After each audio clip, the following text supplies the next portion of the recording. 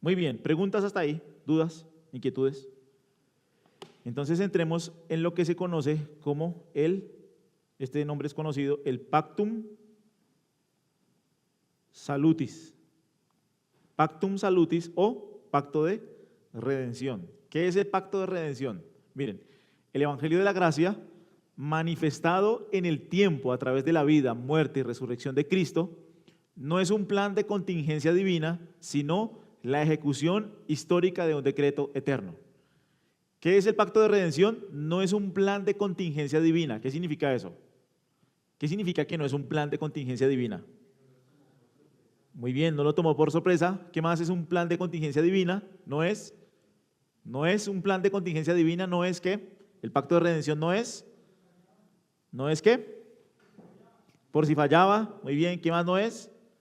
Por si falla. ¿Qué más no es el Pacto de Redención? No es un plan de contingencia divina, no es un plan B, ¿sí o no? No es un plan B, no es nada de eso, sino el Pacto de Redención es la ejecución histórica de un decreto eterno. El objetivo de este tiempo no es simplemente definir un término, sino demostrar que este pacto eterno es el principio organizador subyacente de toda la obra de Dios, ad extra, fuera de la Trinidad, por así decirlo, la razón ontológica de la historia de la redención. ¿Listo? Entonces, ¿qué es el pacto de redención? Es un pacto, llamaríamos nosotros, intratrinitario, ¿sí? No es un plan B, no es por si las personas de pronto iban a fallar, es un decreto eterno que sucede antes de todos los tiempos, ya lo vamos a ver. Entonces, es un acuerdo entre las personas de la Trinidad conocido como pacto de redención. Esta doctrina es el fundamento arquitectónico de toda la obra de salvación, pues sitúa el origen de la redención no en la historia, sino en la eternidad, en un acuerdo soberano y voluntario entre las personas de la Trinidad para redimir a los pecadores. ¿Es un acuerdo entre quiénes? Entre la Trinidad. ¿Cuándo? Antes de todos los tiempos. ¿Para qué? Redimir a los pecadores. ¿Listo? Es el diseño arquitectónico, ¿sí? El pacto de redención es el diseño, plan y propósito trinitario, que engloba, diría Fred Malone, no solo la redención, sino también el plan para crear el mundo, crear el hombre, imagen de Dios, y permitir la caída, todo para la redención de los elegidos según las doctrinas de la elección y la predestinación. ¿Listo? Miren 2 Timoteo 1.9, 2 Timoteo 1.9.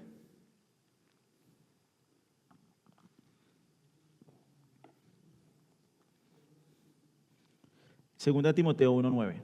Entonces, ¿este pacto es un pacto qué? Eterno, intratrinitario. ¿Con qué propósito? Redención ¿de quiénes? De los elegidos, predestinados, no los pecadores, ¿cierto que no? O pecadores elegidos, ¿sí? Sí. Segunda Timoteo 1.9, Segunda Timoteo 1.9. ¿Qué dice? ¿Quién nos ayuda?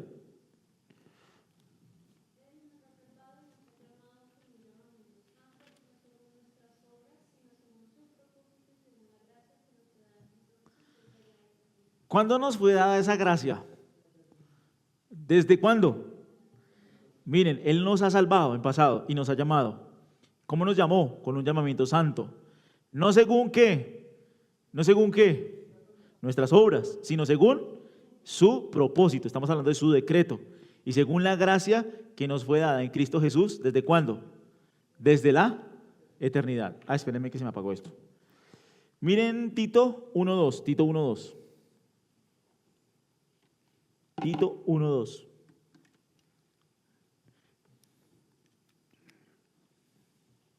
¿Listo? ¿Qué dice Tito 1.2? ¿Quién nos ayuda?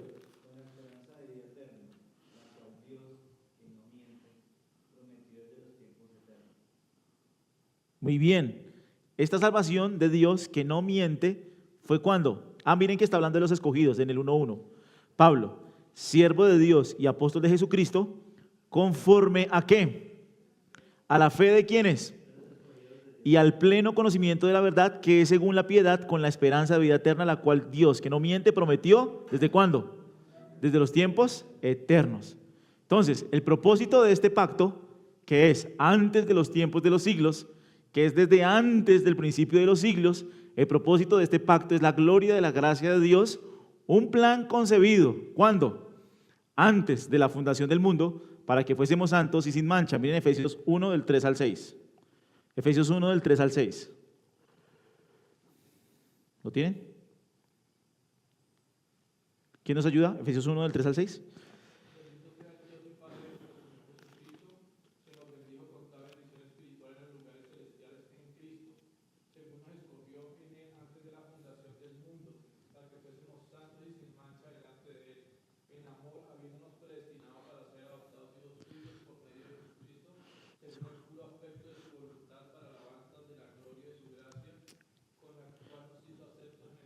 Muy bien, ¿cuándo se hizo esa elección?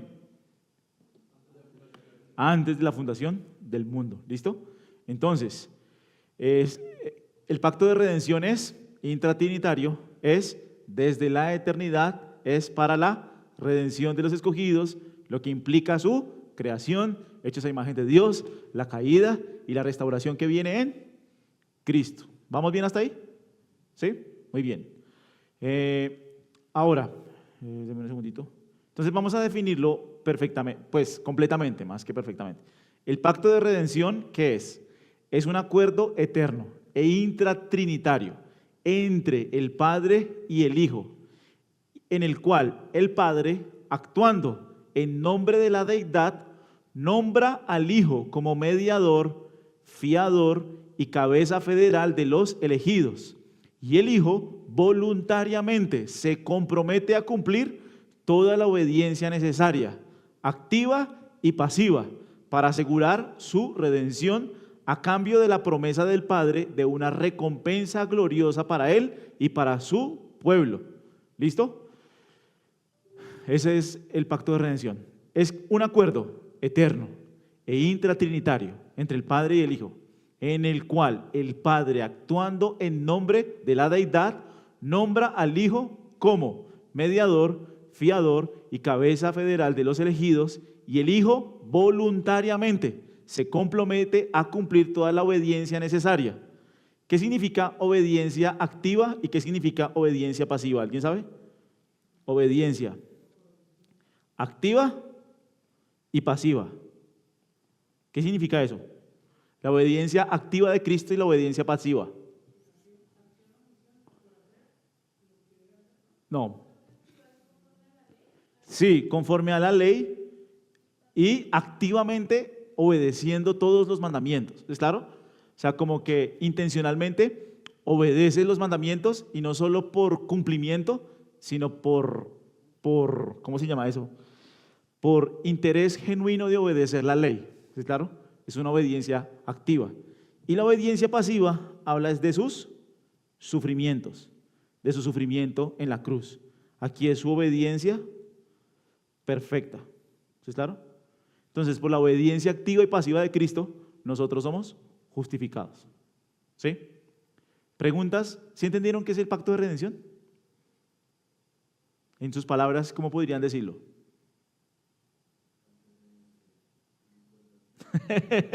¿Qué es? Es un acuerdo entre vamos a ver que el Espíritu Santo también está, pero por ahora entre el Padre, el Hijo. ¿Y qué? El Hijo voluntariamente se compromete ¿a qué? A obedecer. ¿Qué? Activa y pasivamente ¿qué? ¿Cómo qué? ¿Cómo qué? Cabeza federal, mediador, con una obediencia ¿de qué tipo? Activa, sí, y pasiva, perfecta. ¿Para qué?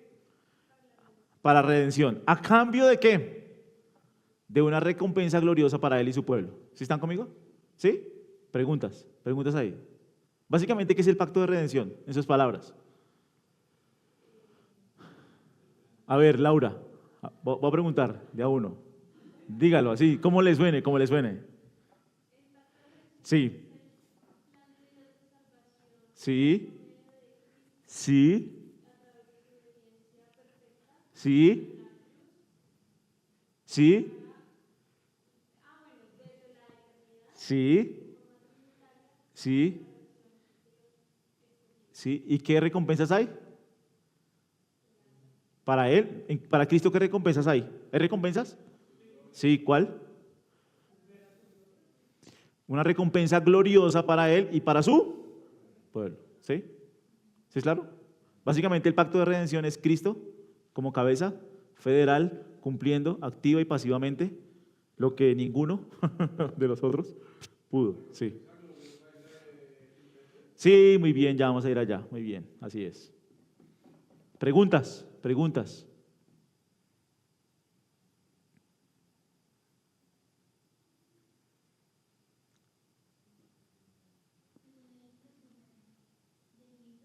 ¿Sí?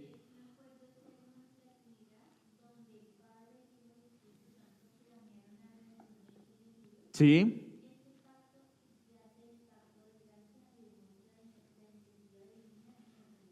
Así es, sí, tal cual. Del libro, sí, así es, así es. ¿Sí estamos entendiendo el pacto de redención? Muy bien. ¿Cuándo se estipuló este pacto dentro de la teología histórica de la iglesia? Más o menos en el siglo XVI, ¿sí?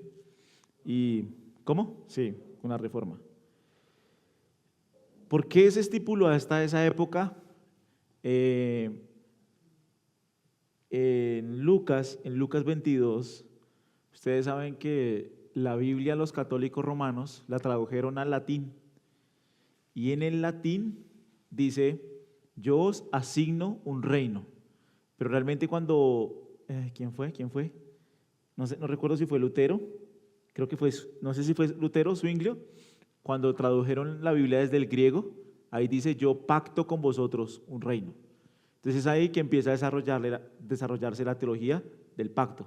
Entonces Jesús dice: yo pacto con vosotros un reino, así como el Padre pactó un reino conmigo. Más o menos es como la traducción. Entonces desde ahí empieza a desarrollarse la teología del pacto. Un pacto de redención, como artículo teológico. ¿Listo? Entonces probablemente las traducciones que tenían las personas quitaron como esa esencia del pacto. Entonces, un poco cuando recobra la traducción del hebreo y el griego a las lenguas originales, vernáculas, perdón, claramente puede verse allí más la formulación de la teología del pacto como tal. Hablando específicamente del pacto de redención, ¿sí? Miren Zacarías 6:13. Este es el pasaje al que los reformadores fueron mayoritariamente a a empezar a hablar de un acuerdo eterno, Zacarías 6:13. Miren lo que dice Zacarías 6:13. Si tienen una Reina Valera del 60, mejor, porque aquí es donde entran a jugar las traducciones. Miren Zacarías 6:13. ¿Quién lo tiene?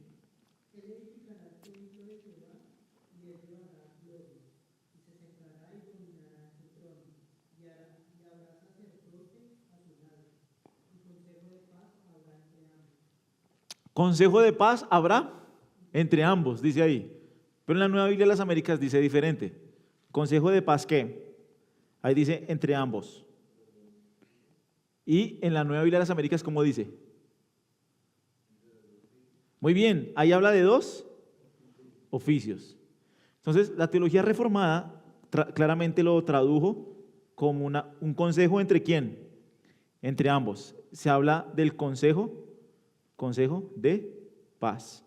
Por eso, por ejemplo, John Owen, pues no se lee tanto como pacto de redención, pero algunos hablan de consejo divino. ¿El consejo divino qué es? Están acudiendo a este consejo de paz, que es un acuerdo entre el Padre y el Hijo de poner a su Hijo como mediador, porque en el contexto está hablando de Josué como sacerdote. Entonces, este acuerdo de paz, este pacto de paz, este consejo de paz, se puede ver ahí en Zacarías 6:13. ¿Qué sucede con la Nueva Biblia de las Américas? Que ellos traducen un acuerdo, pero es entre el oficio de sacerdote y rey. Entonces digamos que ahí ya la traducción se decide por una interpretación, ¿sí es claro? Pero realmente en el hebreo no es tan definitorio decir que el consejo es entre un rey y un sacerdote que va a hacer el oficio de Cristo. Cristo es rey, Cristo es sacerdote y Cristo es un profeta. Entonces algunos lo interpretan que aquí se unen los oficios de Cristo. Pero la verdad es que, por ejemplo, Hermann Witsius y varios reformadores aquí hablaron de un consejo de paz, no entre los oficios, sino entre el Padre, porque está hablando del templo del Señor. Y en el versículo anterior está hablando del renuevo del Señor. Es como que es un acuerdo entre el renuevo del Señor y en el templo del Señor quien está sentado es el Señor. Es como que un consejo entre ambos es entre el Mesías y el Padre. ¿Sí es claro? Entonces algunos hablaron de este consejo de paz como el pacto de redención, un acuerdo intratrinitario para Cristo como mediador, oficiar como sacerdote y cumplir todas las estipulaciones del pacto. ¿Sí?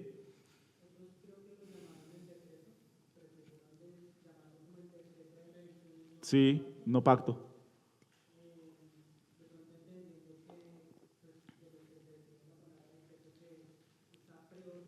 Pre, pacto. Sí, consejo. Sí. Preguntas. Miren el Salmo 110, el Salmo 110.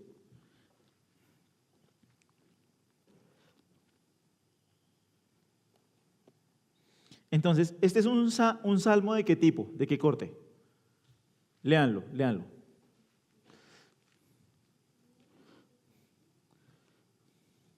De hecho, el título ahí mismo se puede ver, ¿no? Sí. ¿Cómo? Mesiánico.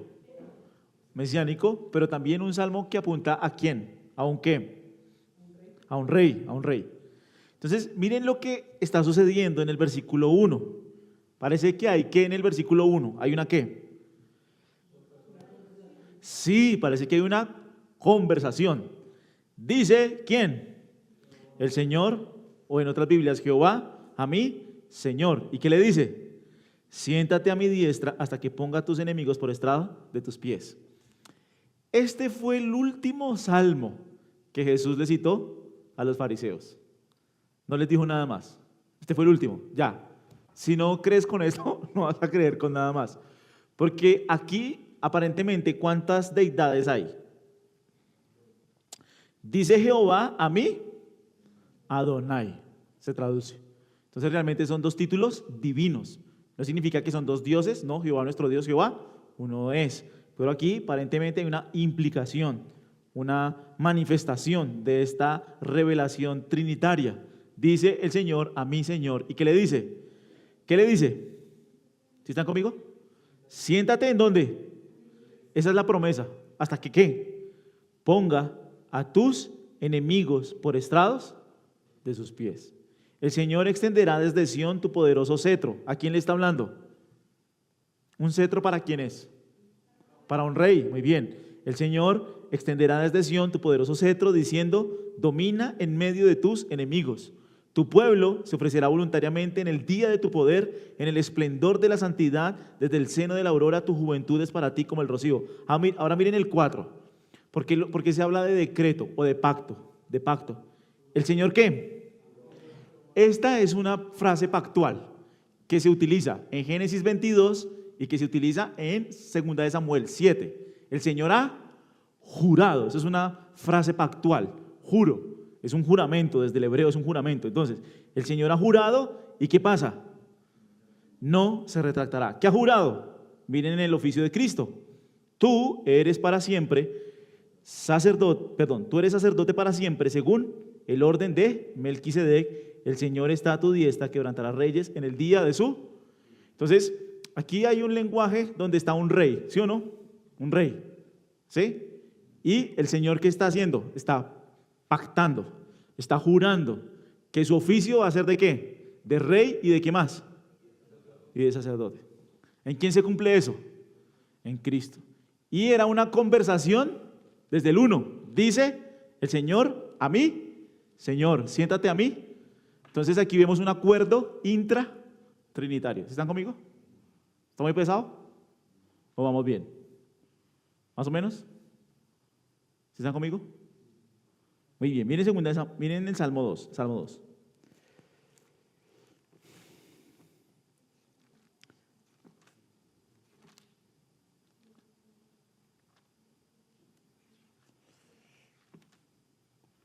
Miren el versículo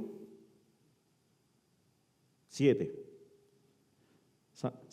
Segunda de Samuel 2, ¿de quién habla? ¿De quién habla? También, Salmo 2. También es un salmo mesiánico, ¿sí o no? Porque está hablando ¿de quién? De un rey. ¿Qué están haciendo las naciones? Se burlan del rey, ¿cierto? El 2 y el 3. Se levantan los reyes de la tierra contra el Señor. ¿Y contra quién más? Su ungido, diciendo rompamos sus cadenas. Ahora miren el versículo 7. Ciertamente anunciaré que, otra vez, ese es un lenguaje de pacto. Dios dice que ¿qué? Ciertamente anunciaré el decreto, aquí está hablando el Hijo, ciertamente anunciaré el decreto, ¿de quién? De Jehová, ¿que qué?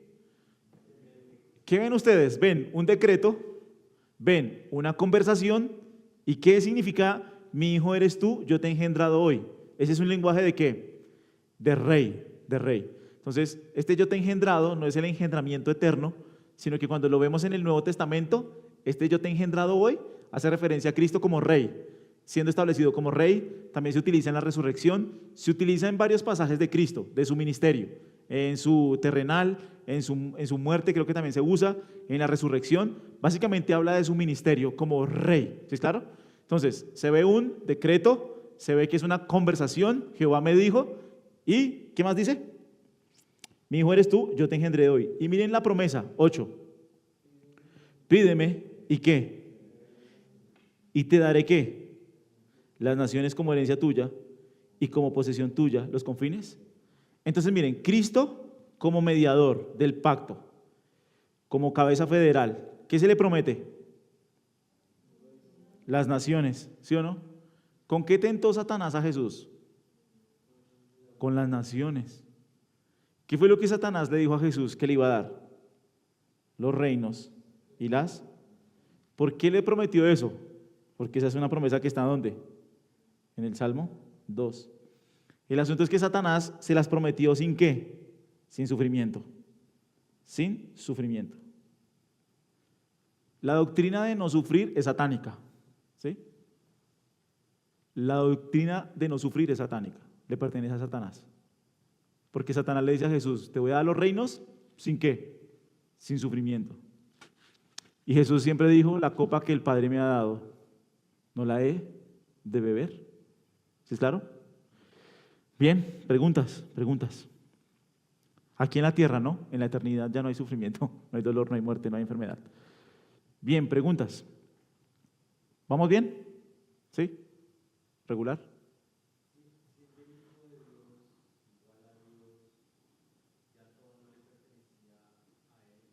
¿Sí?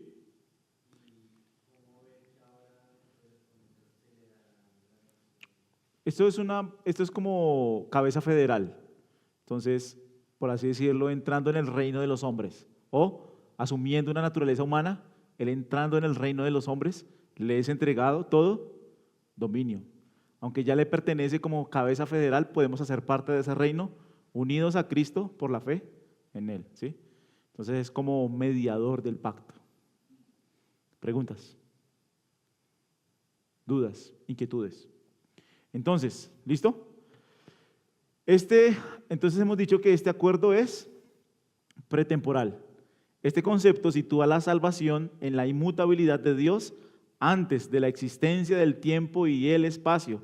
La Escritura respalda esto con frases como antes de la fundación del mundo y antes de los tiempos de los siglos. ¿Listo?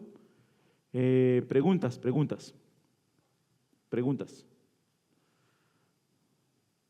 Entonces, desde la eternidad, Dios previó la caída del hombre y tuvo un propósito de gracia en sí mismo, según el consejo de su propia voluntad, para redimir y salvar a un remanente de la humanidad perdida. Este plan no era solo para restaurarlos, sino para llevarlos a la herencia de un reino y una gloria mucho mayores que las que se les ofrecieron a Adán en su integridad. Estos consejos eternos fueron transados por vía de pacto entre el Padre y el Hijo. ¿Listo? ¿Cuándo sucedió? Antes de todos los tiempos. Muy bien, preguntas. Entonces Entonces vamos a ver las partes de este pacto, las partes de este pacto. Entonces, primer parte, el Padre. ¿Qué hace el Padre? ¿Qué se imaginan ustedes que hace el Padre en el pacto de redención? ¿Qué hace? Muy bien, muy bien. Él es el arquitecto, el Padre. Es el arquitecto soberano, la fuente del plan. Actuando como representante de la Trinidad, el Padre origina el pacto. Su rol, ¿cuál es el rol del Padre? Enviar, ¿sí o no? Enviar, muy bien, enviar al Hijo. En la economía de la salvación fluye de su eterna paternidad sobre el Hijo. Entonces, así como el Padre nos escogió en Cristo antes de la fundación del mundo, el Padre elige y envía. Miren Juan 6, 44 y 57. ¿Cuál es la función del Padre? Enviar. Él elige y envía. Miren Juan 6, 44. ¿Quién nos ayuda a leer?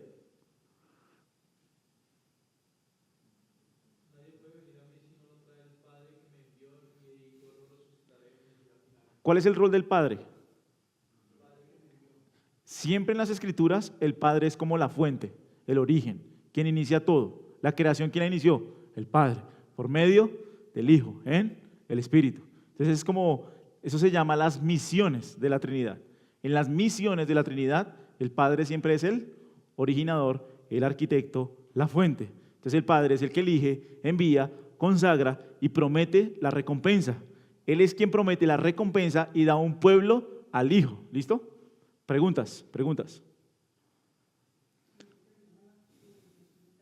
No, ¿cómo?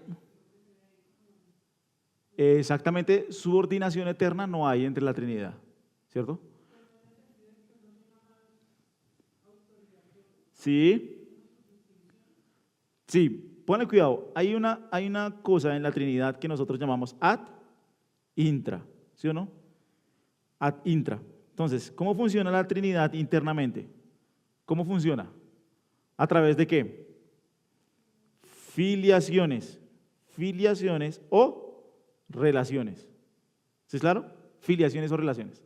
Entonces, uno es el Padre, otro es el Hijo y otro es el Espíritu Santo. ¿Qué es el Padre en estas filiaciones? ¿Qué es el Padre? Muy bien, el que no es engendrado. ¿Qué es el Hijo? Engendrado eternamente, muy bien. ¿Y qué es el Espíritu? ¿El qué? El que procede. O el expirado. ¿Qué los distingue? ¿Qué los distingue eternamente al uno del otro? Las relaciones. Relaciones eternas de... ¿Aquí hay subordinación? No. Aquí hay filiación, relación y engendramiento.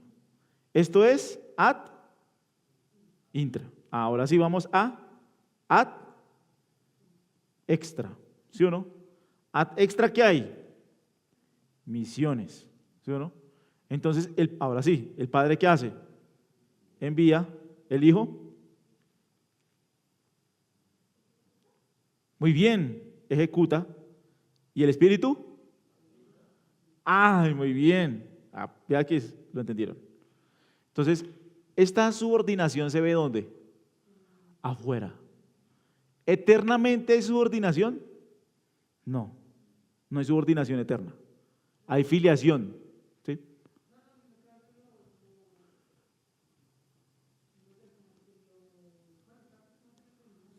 Sí.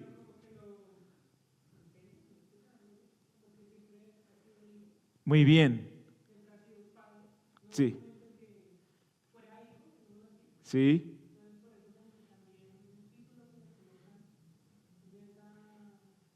Adentro es subordinación eterna. Sí, exactamente. Entonces, eso haría una distinción casi que ontológica entre ellos.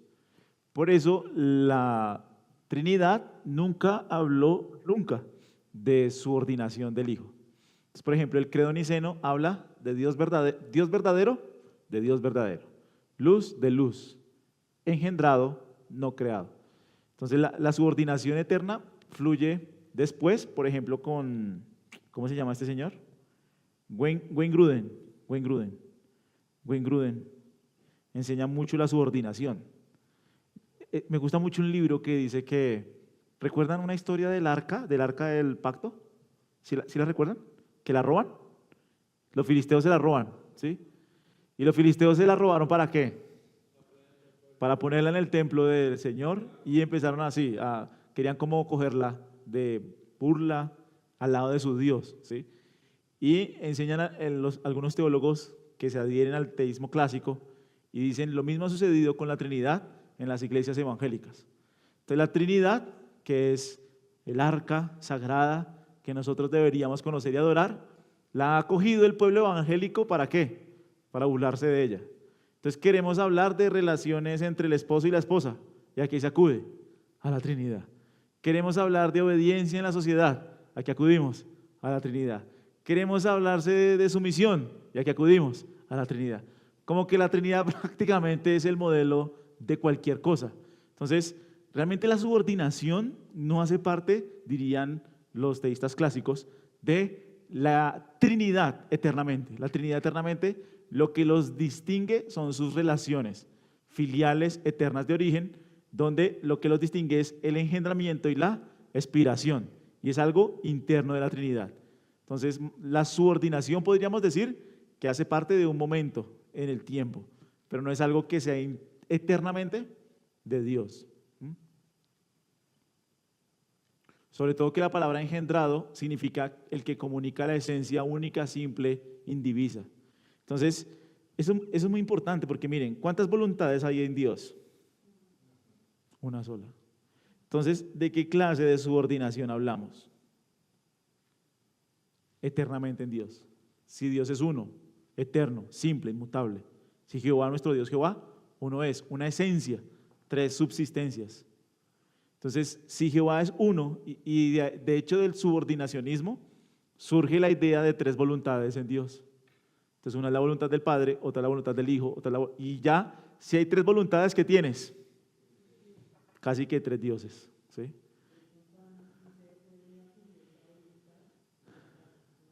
Sí, sí, sí. En la economía sí podemos hacer una distinción en voluntades, en la economía, porque el Hijo asume una naturaleza humana, y esa naturaleza humana que asume tiene propiedades y tiene una voluntad. Entonces, realmente en Cristo, ¿cuántas voluntades hay? ¿En Cristo cuántas voluntades hay? ¿Cuántas? Dos, muy bien. Pero no son dos voluntades que choquen, sino la voluntad del Hijo es una voluntad subordinada y sumisa, en pleno acuerdo con la única voluntad que hay en Dios. ¿Sí? ¿Más o menos? Los veo confundidos. ¿No? Sí. En su Cristo como persona tiene dos voluntades y dos naturalezas. ¿Sí? Para no dividir las naturalezas, sino en Cristo hay dos naturalezas. ¿Sí? Bien, preguntas, dudas, inquietudes. Entonces, no sé si quedó claro.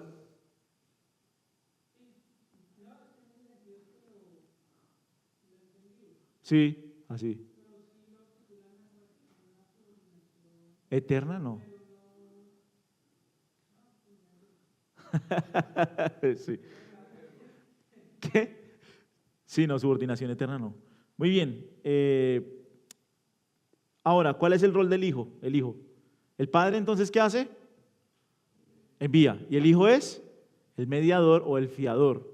Su rol central es el garante y cabeza federal. El Hijo voluntariamente acepta el rol de fiador y mediador.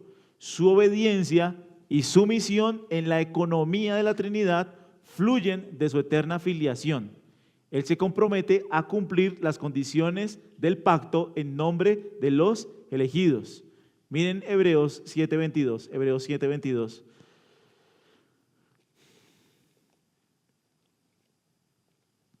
¿Qué dice Hebreos 7:22?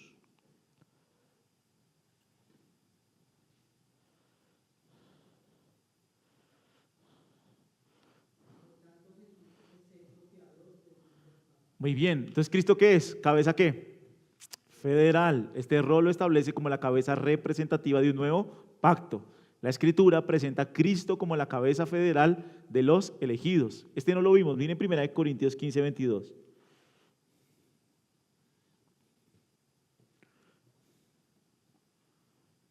Primera de Corintios 15, 22.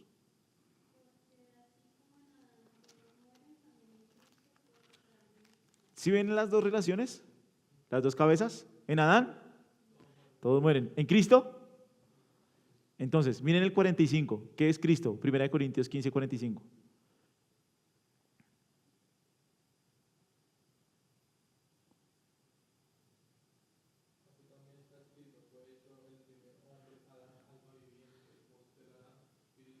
Otra vez, ¿qué son? ¿Dos cabezas qué? Federales, muy bien. Entonces, Cristo, como el postrer Adán, se compromete a tener éxito donde el primer Adán falló. Esta diferencia crucial entre la unión federal, la unión legal y representativa, y la unión mística, la unión espiritual y existencial, bueno, ya, dejémoslo ahí. Entonces, ¿el Padre qué hace? Envía. ¿El Hijo es? El mediador, la cabeza federal. ¿Y el Espíritu Santo qué hace? El Espíritu Santo. ¿El qué? Usted lo dijo. El que aplica. Muy bien. Entonces, aunque el diálogo pactual se presenta principalmente entre el Padre y el Hijo, el Espíritu Santo es un participante esencial. Básicamente se argumenta enérgicamente contra cualquier modelo que quite o margine al Espíritu. Su participación es esencial y acordada. La prueba es que el Espíritu Santo también es enviado. Miren Juan 14, 26. Juan 14, 26. ¿Qué dice del Consolador? ¿Él también qué? Muy bien, el Consolador, el Espíritu Santo, a quien el Padre ¿qué hace? Envía en mi nombre. Ser enviado implica un acuerdo previo para ir. El Padre y el Hijo realizan este pacto en y a través del Espíritu, quien es el eterno vínculo de amor entre ellos. Además, el Espíritu Santo es el agente que unge y capacita al Hijo para su misión. Miren Isaías 61, 1.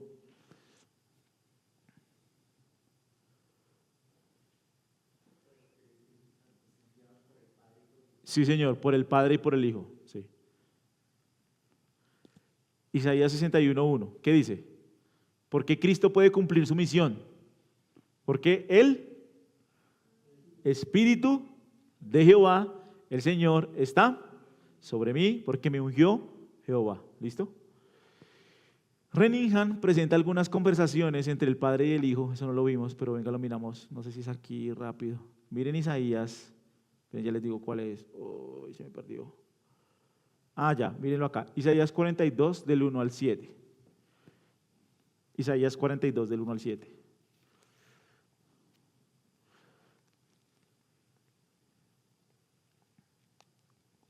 ¿Lo tienen? Bueno, léanlo y me dicen quién está hablando ahí. Léanlo ustedes. ¿Quién está hablando y de quién está hablando? Del 1 al 7.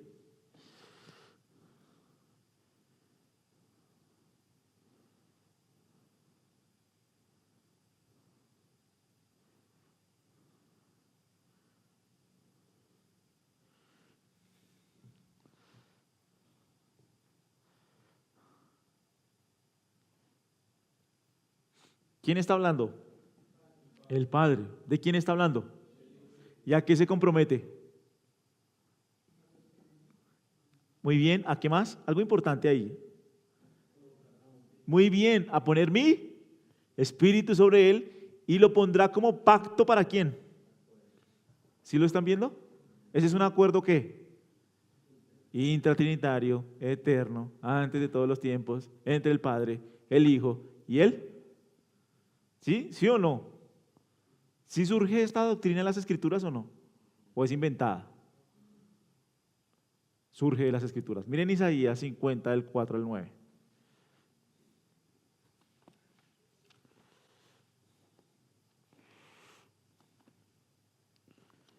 Isaías 50, del 4 al 9. Léanlo. ¿De quién habla? Léanlo ustedes, del 4 al 9. ¿Quién está hablando y qué dice? Del 4 al 9. ¿Y qué dice?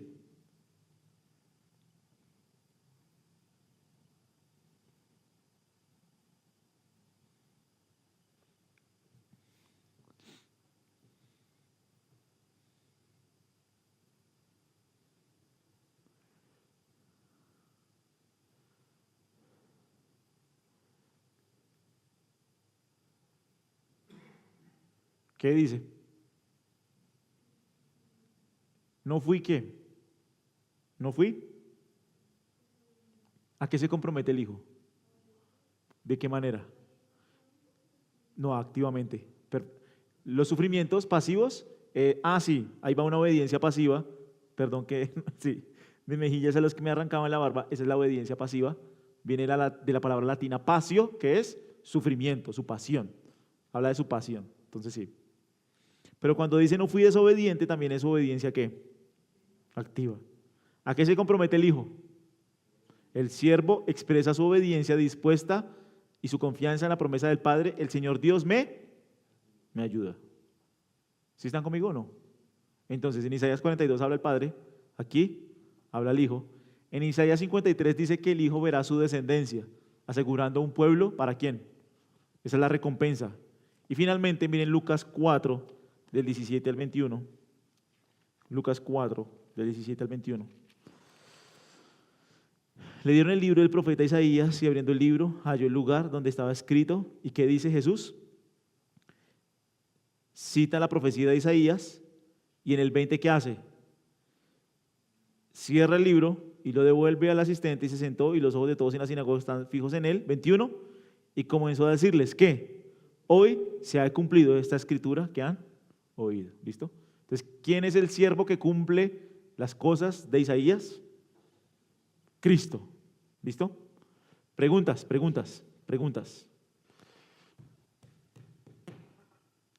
¿Vamos bien? ¿Regular? ¿Colgados? ¿A qué se compromete el Padre? ¿A qué se compromete? Pídeme y te daré las naciones como herencia. A darle un pueblo al Hijo. ¿Cuándo se lo prometió? Juan 17:6. Miren Juan 17:6.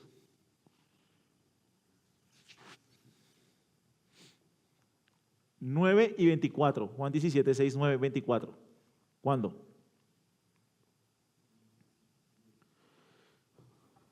Rápido que se nos va la clase. Juan 17:6, ¿qué dice?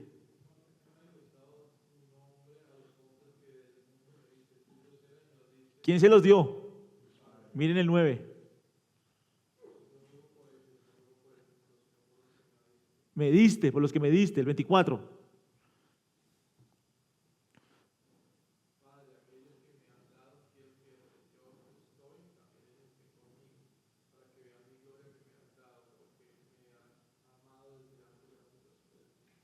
¿A qué se comprometió el Padre? A dar un pueblo al Hijo. ¿Qué más promete el Padre? Un cuerpo. Hebreos 10:5. El Padre prometió proveer una naturaleza humana para el Hijo. Hebreos 10:5. ¿Me preparaste? Un cuerpo, ¿sí se acuerdan? ¿Sí? Y también el Padre prometió sostenerlo y equiparlo en su misión. El Padre se comprometió a sustentar al Hijo a través del Espíritu Santo. ¿Listo? ¿Sí están conmigo o no? Amén. Y finalmente, otorgar la recompensa, que es resurrección y exaltación. El Padre prometió resucitar al Hijo de entre los muertos, exaltarlo a su diestra y darle un nombre sobre todo nombre. La profecía de Isaías 53 detalla esta recompensa y se cumple en Filipenses 2, del 9 al 11, esta recompensa de resurrección y exaltación, para que en el nombre de Jesús toda rodilla se doble y toda lengua confiese que Jesús es el Señor. ¿A qué se comprometió el Hijo?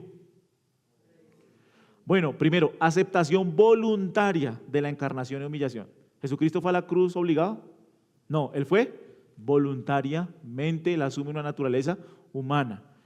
Rendir obediencia perfecta, tanto activa como pasiva. Ofrecerse como sacrificio expiatorio.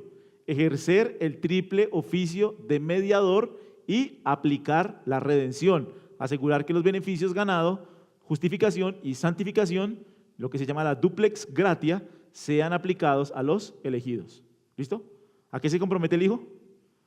aceptación voluntaria, rendir obediencia perfecta, activa y pasiva, ofrecerse como sacrificio expiatorio, ejercer el triple oficio de mediador y aplicar la redención. ¿Listo? Preguntas, dudas. A los elegidos, asegurar, perdón, ¿cómo? Duplex gratia, justificación y santificación. Asegurar que los beneficios ganados sean aplicados a los elegidos. ¿Por quién? Por el Espíritu. Miren Juan 10:16. Juan 10:16. Es que voy corriendo. Ya, si no nos quedamos acá.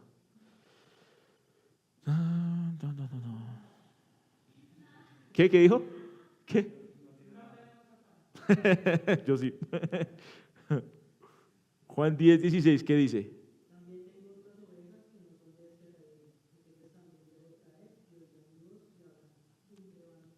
Muy bien, él compromete asegurar a quién, a su rebaño. Sí, digamos que este es el decreto. Ahora se va a llevar a través de predestinación, elección, perseverancia, gracia, eficaz. Sí, eso lo vamos a ver. Bien, preguntas, dudas, inquietudes, reclamos. ¿Sí?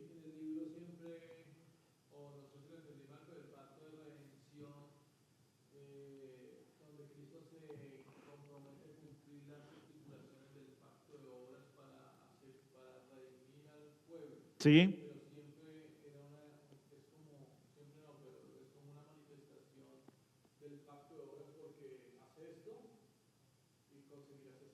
Y vivirás. Sí. Muy bien, así es. Por eso Jesucristo puede extender gracia a las personas del pacto, porque Él lo cumplió perfectamente. Por eso Él puede administrarlo, porque Él lo cumplió. ¿Sí? Preguntas, dudas, inquietudes. Ahora, cuando hablamos de pacto de redención, ¿estamos hablando de 3 voluntades? No. Porque la voluntad, porque esa es una manera como atacan esta doctrina, ¿sí es claro? Esa es una manera. Entonces recordemos que la diferencia está entre las procesiones y las misiones, ¿sí es claro? Entonces, las misiones revelan las procesiones. La misión del Hijo, ser enviado por el Padre, revela su procesión eterna, ser engendrado por el Padre. Es decir, ¿el Hijo puede ser el enviador? No, porque en la relación eterna, ¿qué es? Muy bien, engendrado. ¿El Espíritu puede ser el Hijo? No, porque eternamente es ¿qué? El expirado, el que procede. ¿Sí me entienden? Entonces las misiones que vemos fluyen ¿de dónde? De lo que es la Trinidad eternamente. ¿Sí? ¿Sí me entienden? Preguntas ahí. Entonces en Dios vemos una voluntad, pero vemos distinción de operación. Hay una única voluntad trinitaria, pero cada persona la ejecuta de una manera que es propia de su identidad personal. ¿Sí es claro? Es lo más importante. Hay una única voluntad trinitaria, pero cada persona la ejecuta de una manera que es propia de su identidad personal. ¿Listo? Listo, corrí. Preguntas, dudas, inquietudes del pacto de redención, reclamos. ¿Más o menos quedó claro? ¿Sí? ¿O todo es inclaro? Pregunten con confianza. Inquietudes, sí. Pregunten con confianza. Ya dentro de 8 días vamos a ver pacto de obras y pacto de gracia. Preguntas.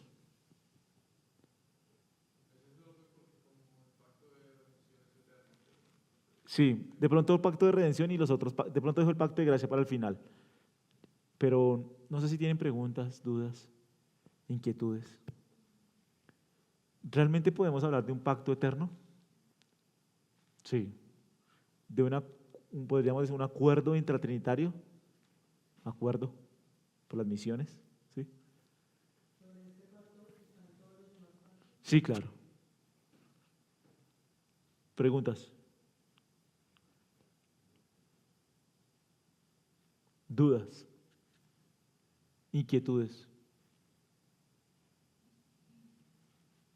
Todo es una inquietud, todo es una duda. Bueno, dejémoslo ahí entonces, ¿les parece? ¿Les parece si oramos? Bueno, Señor, te damos gracias por este tiempo en que nos permites aprender de ti, aprender tu palabra. Señor, gracias por tener misericordia de nosotros, porque nos salvaste, Señor, no por obras de justicia que nosotros hubiéramos hecho, sino por tu misericordia, Señor, por el lavamiento, por la regeneración del Espíritu Santo, obrando en nuestros corazones. Damos gracias porque eres tú el que abre los ojos de nuestro entendimiento, eres tú el que nos da la gracia, Señor, de poder conocerte, amarte y servirte. Suplicamos que nuestro corazón se disponga más y más para ti y que nos des la gracia, Señor, de vivir para tu gloria. Damos muchísimas gracias por este tiempo y nosotros te oramos en Cristo Jesús, Señor nuestro. Amén. Amén. Dios les bendiga. Muchas gracias. Que les vaya muy bien. Que descansen.